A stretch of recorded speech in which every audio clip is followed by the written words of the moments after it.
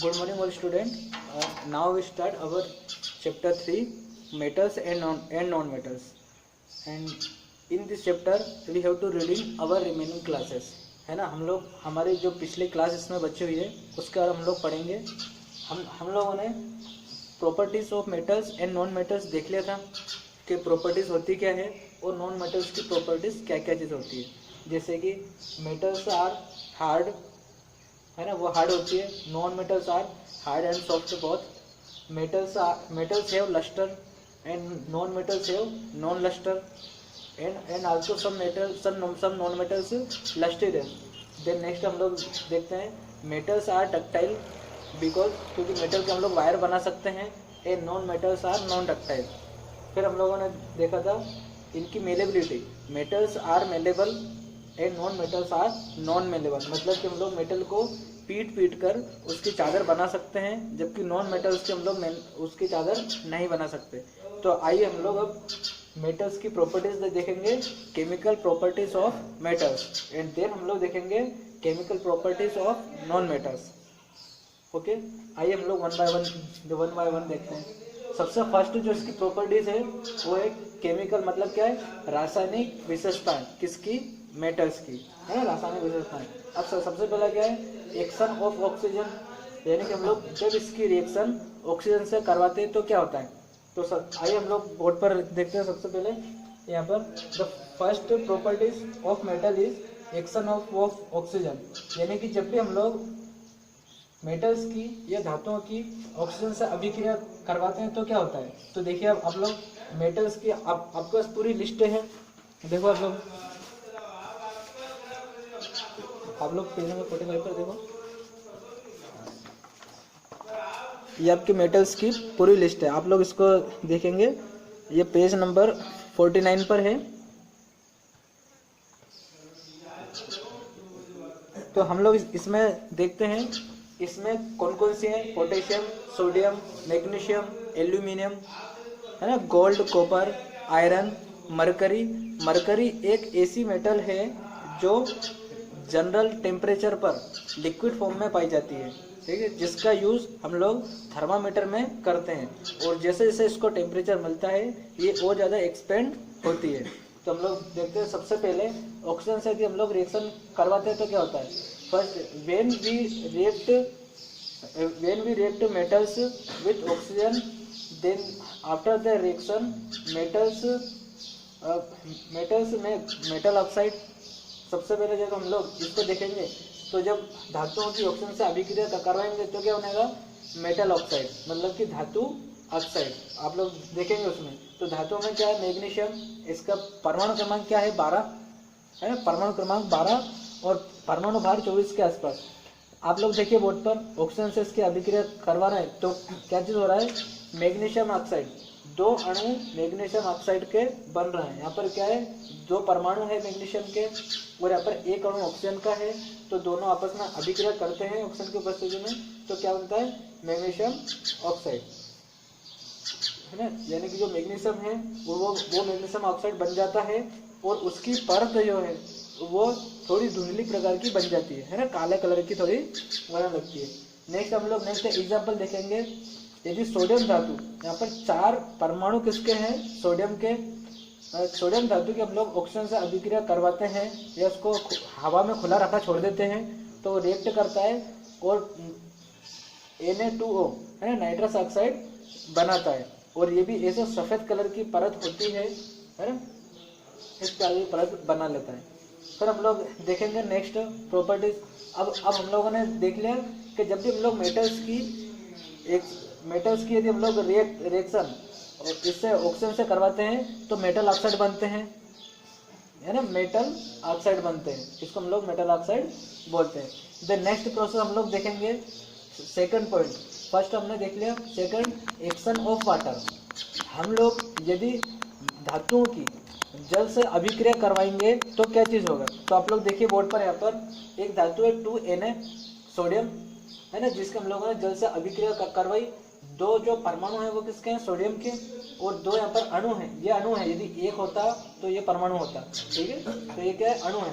ये हाइड्रोजन से, है ना, इसको जल से अभिक्रिया करवाते तो क्या बनता है, 2NaOH सोडियम हाइड्रोक्साइड, और क्या चीज निकल जाता है, हाइड्रोजन गैस, ये निकल जाती है। ठीक है।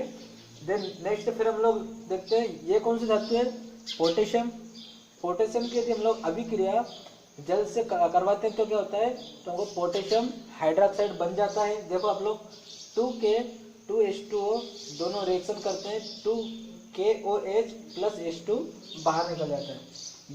ये क्या है, या तो इसमें दो परमाणु हाइड्रोजन के हैं या फिर एक अणु हाइड्रोजन का है। ठीक, यदि ये जैसे यदि H है तो ये एक परमाणु हो गया, एक ये हो गया, दो परमाणु अलग अलग हो गए। फिर हम लोग देखते हैं इनको कंबाइन लिखें तो क्या होगा, ये एक अणु बन जाएगा। ठीक, लेकिन हाइड्रोजन हमेशा H के रूप में नहीं रहता है, H2 के रूप में रहता है, इसको हम लोग मॉलिक्यूल कहते हैं। ठीक, तो आप लोग देख लें एक बार बोर्ड पर, फिर हम लोग नेक्स्ट जो इसकी प्रोसेस है उसको देखते हैं। Then next, all student come on page number 50।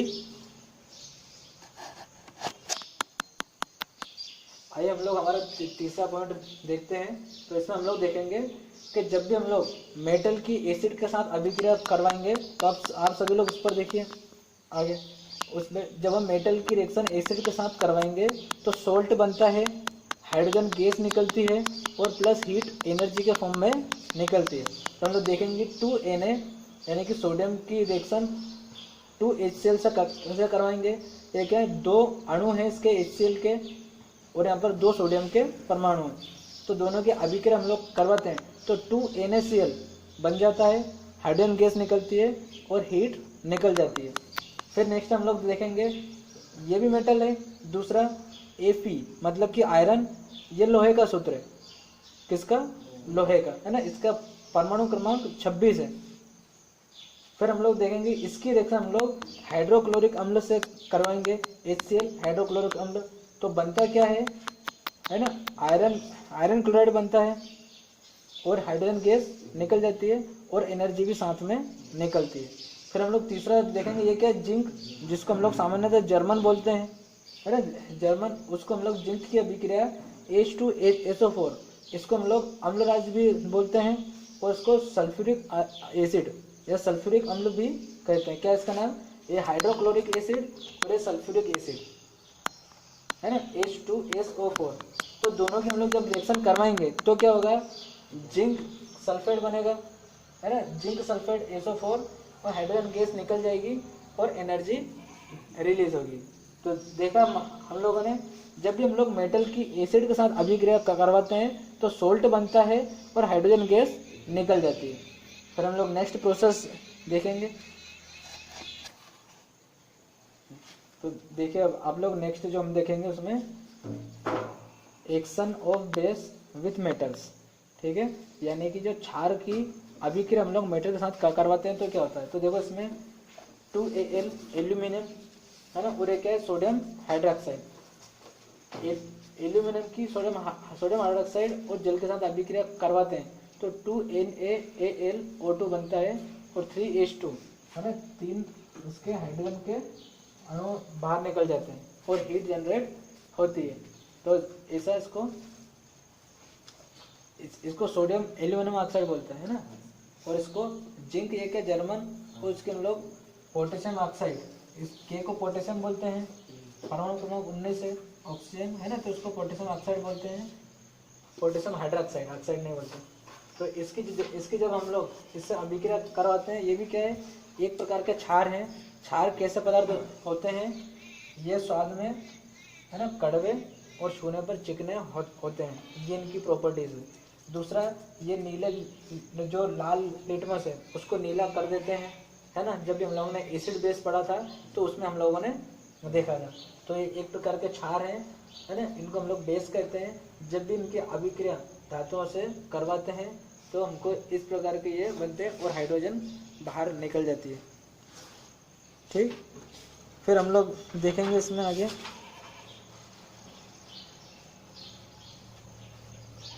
है तो हमको बस ये भी ध्यान रखना है पर, जब भी धातुओं की अभिक्रिया हम लोग बेस से करवाते हैं तो हाइड्रोजन गैस बाहर निकलती है। ठीक। तो नेक्स्ट हम लोग देखेंगे,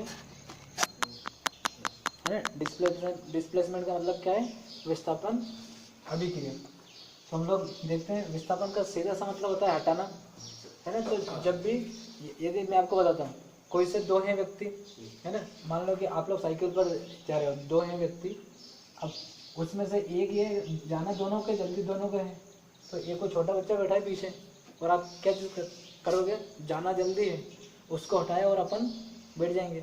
यदि वो अपना साथ वाला है तो कि तू थोड़ा सा लेट आ जा, तब ऐसा ही यहाँ पर है, दो धातुएं हैं, तो दोनों में से जो ज़्यादा रिएक्टिव होती है, जिसकी जो ज़्यादा एक्शन करता है ना, जो ज़्यादा एक्शन में है उसको रिएक्ट करता है ज़्यादा, तो वो जो कम रिएक्ट करने वाली धातु को हटा देता है और उसकी जगह पर आकर खुद वहाँ पर सेटल हो जाता है। तो ऐसा ही देखो, इसमें आयरन जो है, जब जो कॉपर सल्फेट, इसको हम लोग नीला धोता कहते हैं, है ना, कॉपर, ये क्या है, वो जिसको हम लोग तांबा बोलते हैं, है ना, कॉपर सल्फेट का विलयन नीले कलर का विलयन होता है, जैसा थोड़ा सा मिट्टी के तेल के कलर जैसा, है ना। जब भी हम लोग उसमें आयरन की हम लोग कील डालते हैं, आयरन कील डाल देते हैं, तो फेरस सल्फेट बन जाता है, और वो क्या, कॉपर अलग हो जाता है, वो उसका, है ना, थोड़ा सा भूरे कलर का एक अवशेष बन जाता है, और वो कॉपर नीचे बैठ जाता है।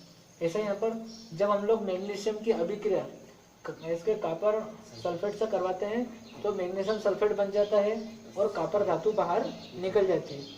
फिर हम लोग देखते हैं जिंक की अभिक्रिया, कॉपर सल्फेट से करवाते हैं तो जिंक सल्फेट बन जाता है और कॉपर बाहर निकल जाता है। अब यदि हम लोग तीनों केस में देखें, तो इसमें हम लोग देखेंगे कि आयरन कॉपर से ज़्यादा रिएक्टिव है, मैग्नीशियम वो भी कॉपर से ज़्यादा रिएक्टिव है, जिंक वो भी क्या है, कॉपर से ज़्यादा रिएक्टिव है, तो इसलिए ये उसको आसानी से हटा देते हैं और खुद उनकी जगह पर आकर सेटल हो जाते हैं। तो इस प्रोसेस को हम लोग कहते हैं डिस्प्लेसमेंट रिएक्शन, है ना। और वो हम लोग किसकी देख रहे हैं, धातुओं के साथ में, ठीक। फिर हम लोग नेक्स्ट इसमें देखेंगे, तो जब भी देखो इसमें डिस्प्लेसमेंट रिएक्शन में, a more reactive metal can displace a less reactive metal from its salt solution, the reaction is termed as displacement reaction. यानी कि जब भी कोई ज़्यादा, है ना, जो ज़्यादा रिएक्टिव धातु कम रिएक्टिव धातु के साथ अभिक्रिया करती है, तो वो कम रिएक्टिव धातु को हटा देती है और उसकी जगह पर आकर खुद बाइंड हो जाती है, तो इसको हम लोग कहेंगे डिस्प्लेसमेंट रिएक्शन।